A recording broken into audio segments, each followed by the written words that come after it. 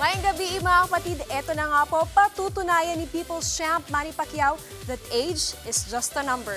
Dahil even at 46, makikipagsabayan ng lakas si Manny kasama ang ilang atletang Pinoy para ilaban ng Team Philippines sa reality show na Physical Asia.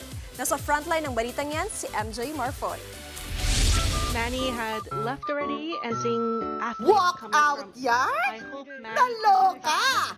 Ang mga host at celebrity athletes mula sa iba't ibang bansa nang biglang nag-exit frame si People's Champ Manny Pacquiao sa gitna ng global press conference ng Netflix series The Physical Asia. I hope Manny can be back where we lost him. Funny moment, palakad-lakad pa si Manny hanggang sa tuluyang bumalik. Oh, Manny is back.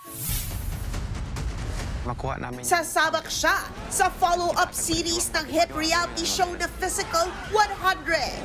Kasama niya rin dyan sa NFL and national team at Sambo athlete Mark Mugen, strongman Ray Jefferson Kerubin, national team rugby player Justin Cavity, national team hurdler Robin Lauren Brown, at CrossFit athlete Lara Liwanag. Makakalaban nila ang representatives ng iba't ibang bansa. Pinaka na-excite ko nung pinalita sa akin is yung mga challenge na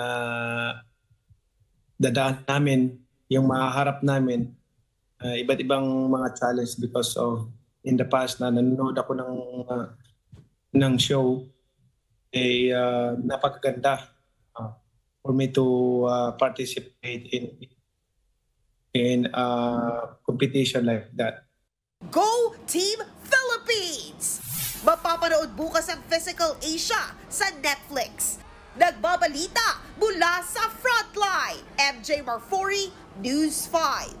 Mga kapatid, Jervy Wrightson po. Eto na nga. Para sa latest showbiz news at iba pang kay-alaman, mag-follow at mag-subscribe na sa social media pages ng News 5.